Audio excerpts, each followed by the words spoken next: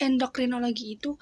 Jadi, endokrinologi itu adalah cabang ilmu kedokteran yang mempelajari sistem endokrin, yaitu sistem yang terdiri dari jaringan kelenjar penghasil hormon di dalam tubuh. Nah, ilmu ini juga membahas tentang hormon, kelenjar endokrin, serta gangguan dan penyakit yang berkaitan dengan sistem hormonal tubuh.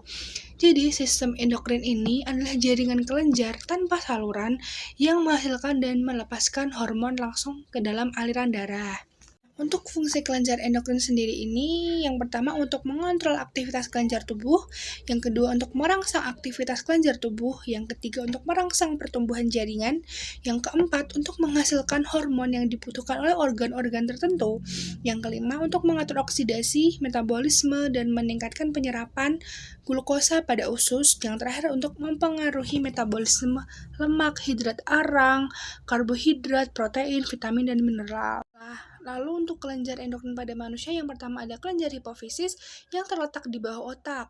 Nah, ini berperan untuk mengatur aktivitas kelenjar endokrin lain yang menghasilkan hormon pertumbuhan, perangsang, hormon luteinizing, dan hormon yang lain. Lalu ada kelenjar tiroid yang terletak di leher bagian depan yang berbentuk seperti kupu-kupu dan menghasilkan hormon tiroid. Lalu ada kelenjar paratiroid yang terletak di bagian belakang kelenjar tiroid yang berfungsi mengatur kadar kalsium dan fosfat pada darah agar tetap seimbang. Lalu ada kelenjar adrenal yang terletak di atas ginjal menghasilkan hormon seperti kortisol, aldosteron, dan adrenalin. Lalu ada kelenjar pankreas yang memiliki fungsi endokrin dan eksokrin yang terletak di perut. Lalu ada kelenjar reproduksi. Nah, kelenjar reproduksi ini ada pada wanita dan ada pria. Pada pria ini pada testis yang menghasilkan hormon testosteron. Nah, pada wanita ini pada ovarium menghasilkan hormon estrogen. Lalu kelenjar hipotalamus yang terletak di otak untuk mengontrol kelenjar hipofisis dan mengatur keseimbangan hormon serta fungsi tubuh seperti suhu dan rasa lapar. Lalu ada kelenjar timus yang terletak di dada yang berperan untuk perkembangan sistem imun. Lalu yang terakhir ada kelenjar pineal yang terletak di otak dengan menghasilkan hormon melatonin yang mengatur siklus tidur dan ritme sirkadian. Nah, untuk penyakit yang berhubungan dengan hormon, yang pertama ada penyakit Addison yang terjadi karena kurangnya produksi hormon glukokortikoid yang menyebabkan kelenjar adrenal ini terinfeksi. Lalu ada sindrom Cushing yang disebabkan karena produksi yang berlebihan dari hormon glukokortikoid yang gejalanya itu osteoporosis, otot melemah, dan luka yang sulit untuk sembuh. Lalu ada sindrom adrenogenital terjadi karena kurangnya hormon glukokortikoid kelenjar adrenal. Lalu ada diabetes mellitus, yaitu lonjakan gula darah dalam darah yang disebabkan karena produksi glukosa dari sel alfa yang meningkat atau adanya penurunan produksi insulin sehingga kelebihan gula darah. Lalu ada hipertiroid yang terjadi karena kurangnya hormon tiroid. Nah, ini menyebabkan keratinisme atau tubuh menjadi pendek karena pertumbuhan tulang dan otot itu terhambat. Dan kekurangan hormon ini dapat diperbaiki dengan mengkonsumsi garam yodium yang sesuai.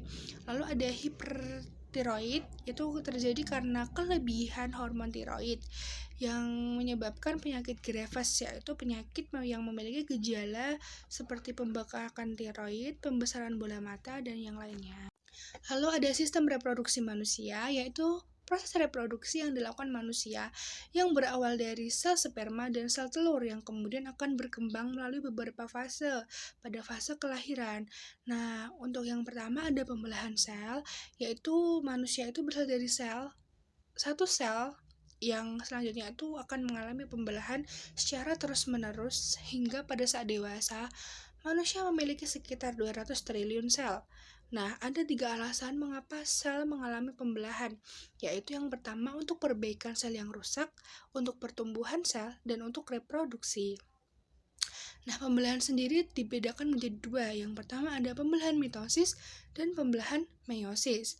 Nah, untuk pembelahan mitosis itu adalah pembelahan yang menghasilkan 2 sel anakan. Nah, pembelahan ini terjadi dalam 4 fase, yaitu profase, anafase, metafase, dan telofase. Lalu ada pembelahan meiosis yang menghasilkan 4 sel anakan, yang masing-masing sel memiliki separuh dari jumlah kromosom sel induk. Jadi pembelahan meiosis terjadi dalam 2 tingkat. Yang pertama meiosis 1 dan yang kedua meiosis kedua. Lalu yang kedua adalah struktur dan fungsi dari sistem reproduksi manusia. Nah, ini yang pertama adalah organ reproduksi laki-laki. Jadi alat reproduksi laki-laki ini berfungsi untuk menghasilkan spermatozoa. Alat kelamin ini dibagi menjadi 2 bagian, yaitu alat reproduksi dalam dan alat reproduksi bagian luar. Nah, untuk alat reproduksi bagian dalam ini ada testis atau buah zakar yang letaknya di dalam tubuh yang tertutupi kantong yang disebut skrotum. Nah, ukuran ini berbeda di sebelah kanan dan sebelah kiri. Lalu yang kedua ada saluran reproduksi yang terdiri dari epididymis atau penyimpanan sperma, ada vas deferens atau yang menyalurkan sperma ke uretra, lalu ada uretra yang mengeluarkan sperma dan saluran urin. Lalu yang ketiga ada kelenjar kelamin. Ini ada 3 kelenjar. Yang pertama ada vesicula seminalis atau kantung sperma, yang kedua ada kelenjar prostat, yang ketiga ada kelenjar Cooper. Lalu untuk alat reproduksi luar itu yang pertama ada penis. Penis ini dibagi menjadi 2, yaitu batang dan kepala penis. Nah, pada kepala itu terdapat kulit yang menutupi disebut prepucium. Nah, di sini ada struktur dari spermatozoa yang panjang ini adalah ekornya, lalu yang bagian tengah, lalu ini adalah bagian kepalanya. Lalu yang kedua ada skrotum, yaitu kantong kulit yang melindungi testis dan berfungsi sebagai tempat untuk bergantungnya testis. Nah, skrotum ini berwarna gelap dan berlipat-lipat. Lalu ada alat reproduksi pada wanita. Nah, alat reproduksi ini dibagi menjadi luar dan dalam juga. Nah, untuk alat reproduksi bagian luar itu dikenal sebagai vulva yang terdiri atas yang pertama mons veneris, yaitu bantalan lemak yang terletak di depan symphysis pubis. Lalu ada labia majora atau bibir besar, yaitu 2 lipatan tebal yang membentuk sisi vulva. Lalu ada klitoris atau jaringan erektil kecil. Nah, lalu yang keempat ada kelenjar vestibularis mayor, yaitu mengeluarkan lendir di setiap sisi dan salurannya itu keluar antara himen atau selaput darah dan labia minora. Lalu ada alat-alat reproduksi bagian dalam. Yang pertama ada vagina. Nah, ini adalah saluran yang elastis dan ujungnya adalah rahim. Vagina ini dilalui darah pada saat menstruasi dan merupakan jalan lahir. Vagina dapat melebar dan menyempit. Lalu ada uterus atau rahim. Nah, bentuknya itu seperti buah pir dan saat hamil rahim ini akan membesar dan beratnya mencapai 1000 gram. Rahim berfungsi sebagai tempat untuk perkembangan embrio menjadi janin. Lalu ada serviks atau bibir rahim. Nah, serviks ini memproduksi cairan berlendir dan pada saat ovulasi dan membantu melicinkan untuk membantu spermatozoa mencapai uterus dan melahirkan bayi. Lalu ada oviduk atau tuba falopi. Nah, ini adalah saluran sepasang yang menghubungkan rahim dengan ovarium melalui fibria. Nah, lalu ada gametogenesis, yaitu proses pembentukan gamet pada suatu individu yang dibagi menjadi 2 macam. Yang pertama ada spermatogenesis dan ada oogenesis. Nah, spermatogenesis ini terjadi di dalam testis yang pada bagiannya adalah tubulus seminiferus yang menghasilkan sperma. Jadi sperma yang dihasilkan di sini itu adalah sperma muda yang memiliki banyak sitoplasma dan proses pendewasaannya itu terjadi di epididymis. Nah, jadi sperma ini dipelihara oleh sel Sertoli dan spermatogenesis ini dimulai dari pertumbuhan spermatogonium secara mitosis menjadi 2 spermatosit sekunder. Nah, kemudian spermatosit ini membelah secara meiosis menjadi 4 spermatid yang sama besarnya. Nah, setelah mengalami diferensiasi yang rumit, spermatid ini berubah menjadi sperma yang fungsional. Ya, lalu nukleusnya itu akan mengecil menjadi kepala sperma dan sebagian besar sitoplasma ini akan dibuang. Hal ini dilakukan agar sperma itu dapat bergerak.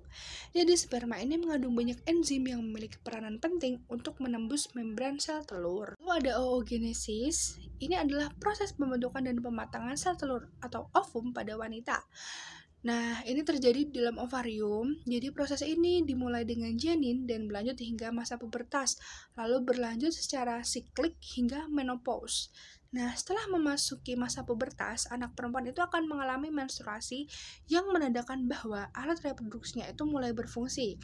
Jadi, oosit primer ini akan terbentuk dan melakukan pembelahan secara meiosis yang menghasilkan oosit sekunder dan satu badan polar. Lalu, oosit sekunder ini membelah kembali menjadi ootit dan satu badan polar kedua. Sedangkan badan polar yang pertama itu akan membelah menjadi dua badan polar. Nah, menjelang terjadinya peleburan inti sel telur dan sperma, ootit ini akan berkembang menjadi ovum. Ketiga badan polar yang menempel pada ovum mengalami denerasi yang menjadikan oogenesis ini menghasilkan satu sel telur dan 3 badan polar. Nah, di sini ada siklus menstruasi. Nah, jadi setelah sel telur itu matang akan terjadi ovulasi. Dan ovum ini akan ditangkap oleh Fimbriae infundibulum. Jadi apabila sel telur ini dibuahi, maka akan terjadi kehamilan. Dan apabila tidak dibuahi, maka akan terjadi yang namanya menstruasi. Nah, menstruasi ini disebut juga sebagai pendarahan yang terjadi akibat luruhnya dinding dalam rahim yang mengandung banyak pembuluh darah. Nah, lapisan endometrium ini dipersiapkan untuk melekatkan embrio dan apabila tidak terjadi pelekatan, maka akan luruh. Lalu darah melalui serviks dan vagina akan dikeluarkan. Nah, siklus menstruasi ini berbeda-beda. Namun, berkisar sekitar 28 hari dan siklus menstruasi ini terdiri dari 4 fase. Pada fase yang pertama, ini adalah terjadi apabila ovum tidak dibuahi oleh sperma, sehingga korpus berhenti memproduksi hormon estrogen dan progesteron. Lalu ada penurunan hormon, ini akan menyebabkan melepasnya ovum yang disertai robek dan luruhnya endometrium sehingga terjadi pendarahan yang akan berlangsung kurang lebih 5 hari lamanya. Lalu yang kedua ada fase praovulasi atau biasa disebut fase proliferasi. Nah, yaitu hormon pembebas gonadotropin akan dikeluarkan oleh hipotalamus yang akan memacu hipofise untuk mengeluarkan hormon FSE. Nah, hormon ini akan memacu pematangan folikel dan merangsang untuk mengeluarkan hormon estrogen. Adanya hormon estrogen ini akan menyebabkan kembali pembentukan poliferase dan menyebabkan serviks mengeluarkan lendir yang bersifat basa untuk berfungsi menetralkan asam pada vagina. Lalu ada fase ovulasi, yaitu jika siklus menstruasi perempuan 28 hari, maka ovulasi itu akan terjadi di hari ke-14-nya. Jadi peningkatan kadar estrogen ini akan menghambat pengeluaran FSH, hormon. Kemudian hipofise ini mengeluarkan hormon LH, yang apabila ada peningkatan kadar hormon LH, maka akan merangsang pelepasan oosit sekunder dan folikel. Nah, jadi peristiwa ini yang disebut sebagai ovulasi. Lalu ada fase pasca ovulasi, yaitu yang berlangsung selama 14 hari sebelum menstruasi berikutnya. Jadi folikel matang yang telah melepaskan oosit sekunder ini akan berkerut dan menjadi korpus luteum dan akan mengeluarkan hormon progesteron dan estrogen, namun tidak sebanyak ketika berbentuk folikel. Nah, progesteron ini akan membantu mempertebal dan menumbuhkan pembuluh darah pada endometrium untuk menerima pelekatan embrio jika terjadi pembuahan atau kehamilan. Nah, jika tidak ada pembuahan, korpus luteum akan berubah menjadi korpus albikan yang sedikit mengeluarkan hormon sehingga kadar progesteron dan estrogennya itu akan lebih rendah. Jadi keadaan ini yang menyebabkan terjadinya menstruasi. Baik, itu adalah materi yang dapat saya sampaikan. Untuk kurang lebihnya saya mohon maaf sebesar-besarnya. Apabila ada kesalahan penulisan atau kesalahan pengucapan, saya mengucapkan mohon maaf yang sebesar-besarnya. Terima kasih banyak sudah menonton video ini. Billahi taufiq wal hidayah. Wassalamualaikum warahmatullahi wabarakatuh.